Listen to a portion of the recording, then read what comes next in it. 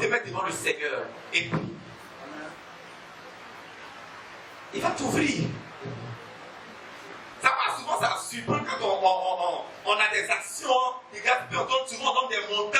Ça veut dire que quand tu regardes telle personne, tu dis, bon, toi, tu peux donner 15 000, mais ta grâce, la personne a 300 000, tu es tourné. Parce que quand tu as dit 15 000, la personne allait prier sincèrement, et puis la personne a épousé l'idée. Dieu ouvre le ciel, et voilà une main extraordinaire. Que 2025 soit pour nous une année de prospérité. Et que le ciel s'ouvre dans tous les domaines de nos vies. C'est pourquoi tu as besoin d'être dans une intimité profonde avec Dieu. Bien aimé, ce n'est pas facile pour le peuple d'Israël. Parce qu'à cause des Tobichas qui partaient chercher toujours des ennemis, puisque eux-mêmes ils ont fait. Ils sont avec nous.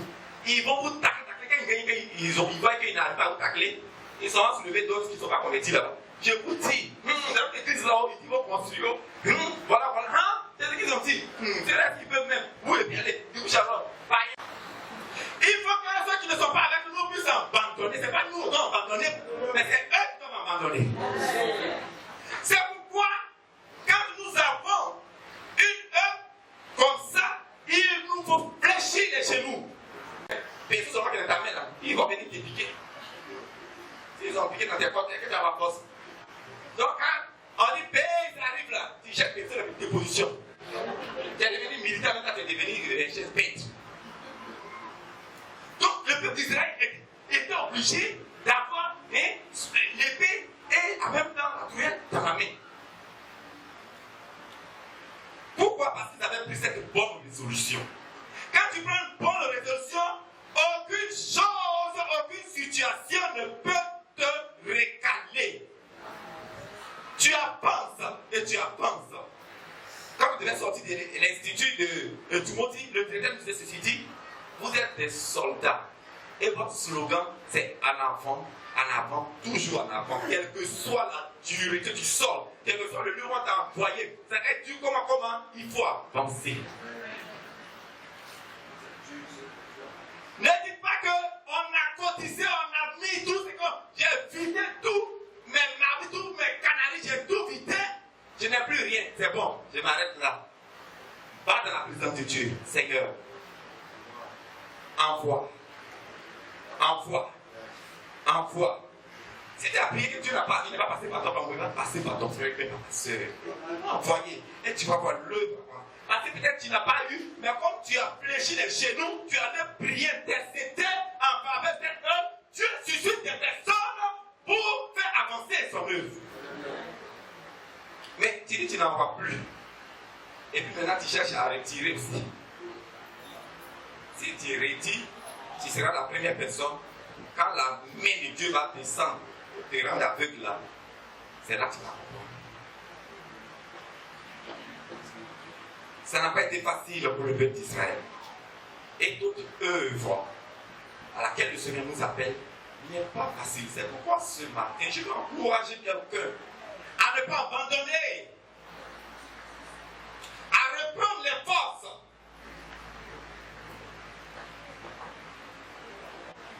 Parce que souvent tu dis, bon, je vais donner, voilà tel montant je vais donner. Et puis, le lendemain, on t'appelle, on dit, on doit faire, voilà, opération, ou bien on t'annonce une situation même. Vraiment, toi-même tu es dépassé. Et c'est le montant que tu as là souvent, mais c'est ça même en demande là-bas. Et puis tu es là, puis il demande. Je donne, mais je donne. Le Dieu que tu adores, il est vivant, la Bible dit qu'il est mort, il est ressuscité le troisième jour. Il n'est pas camarade de quelqu'un. Souvent c'est parce qu'on est maître, c'est parce que lui qu'on adore, c'est ça on joue avec nous. Est-ce que tu sais qui tu adores? J'ai dit à ma femme, elle dit, maman, depuis la parole de Dieu dit, des soucis trop, des choses. Est-ce que toi, tes soucis, ça fait plancher quelque chose, ça fait pas. Donc, tu peux dire, bon. Seigneur, voici la situation. Moi, je continue de faire ce que j'ai appris. Papa, je vais avoir puissance pour rien ou bien mal de tête, migrer jusqu'à Mes cheveux vont sauter sur ma tête et ça va devenir comme ça.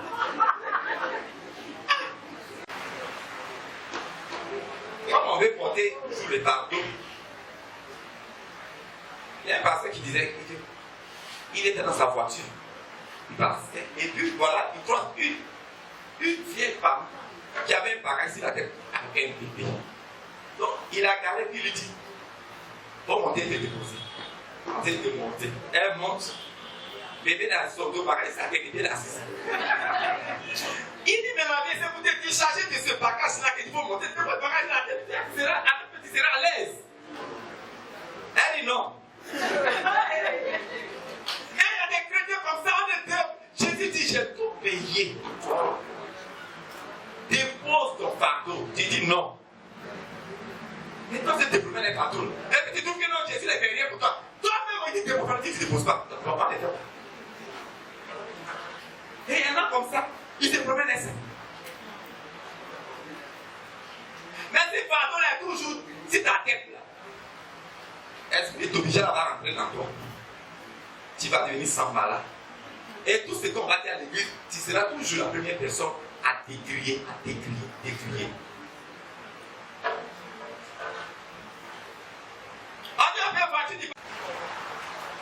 Et il y a un couple là, ils se sont énervés, ils ne payaient rien. Et Jésus finissait, vous allez venir. Les frères, tous elles sont cotisés, ils sont faits. Le jour, la voiture est arrivée. La voiture est arrivée à 22h. À minuit, c'est le mari de la sœur qui appelle le pasteur. Ma femme a tête de mourir. Pasteur, venez à notre secours. Le pasteur a pris voiture. Voilà, les voitures, vous devez les payer. Vous êtes la première montée de ta montée avant de venir. Quand elle sort de l'hôpital, elle a fait une offrande vraiment consistante pour même pas. Dieu ne paye pas, mais t'es premier à monter dedans. Ceux qui ont côté, ils ne sont même pas, non, pas vu de voiture. Toi, quand tu as touché dans ta paix.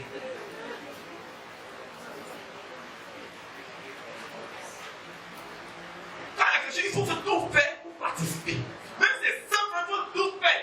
Il faut que moi aussi, mes 100 francs, quand on parle, on dit, moi aussi, mes 100 francs, c'est quoi? Glorifier le Seigneur.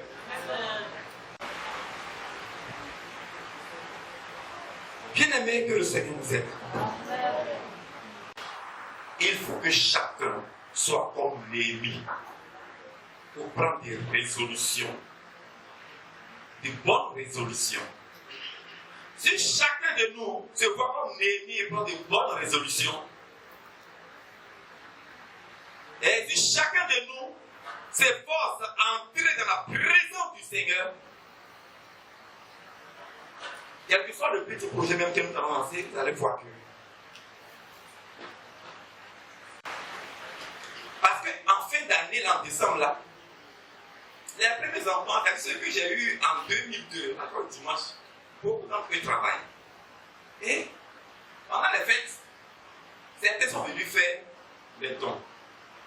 C'était pour la fête. J'ai ramassé tout ça. J'ai mis dans une enveloppe.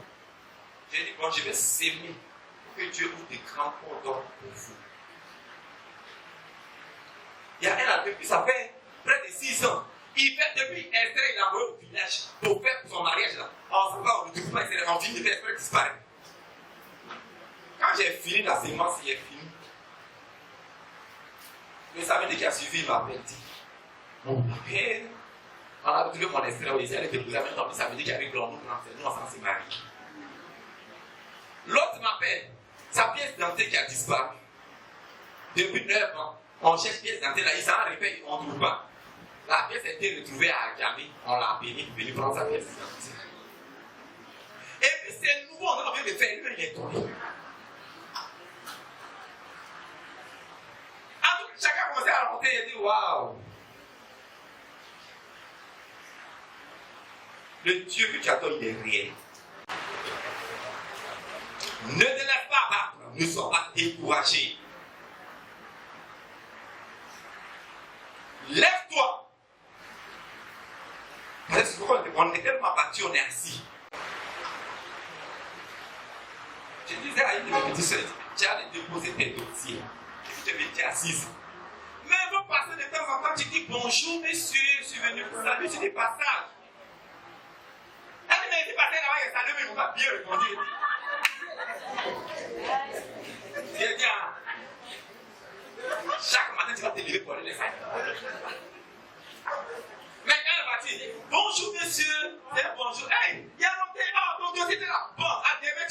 travail. On est là souvent, on dit, les gens c'est assis là. On va jamais construire ça. Parce qu'il faut s'habituer sur le sort. Nous-mêmes là, on est revenus de la captivité. Vraiment, oui, on s'écoute de Dieu. Dieu est vivant. On ne sait même plus où on va rentrer. Nous, on ne gagne pas pour manger. Habit est déchiré. Où? Il dit, levons-nous. L'ennemi s'est levé. Il dit, voilà, c'est que la bonne main de mon Dieu a fait. Quand il a parlé au roi s'est levé. Et le roi l'a accompagné. Mais il est là, il va s'asseoir, il réfléchit. Et comment j'ai vu? Il se laisse mon fou. Le Seigneur t'a mis à cœur d'aller voir telle personne. Vas-y!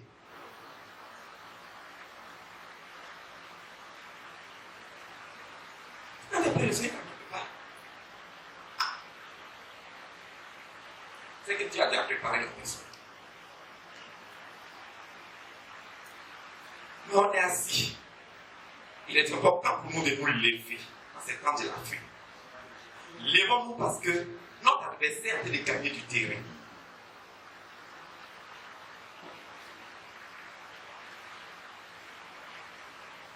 Il gagne du terrain parce que souvent on a baissé les bras. On n'arrive plus à prier. On n'arrive plus à entrer dans la présence de Dieu.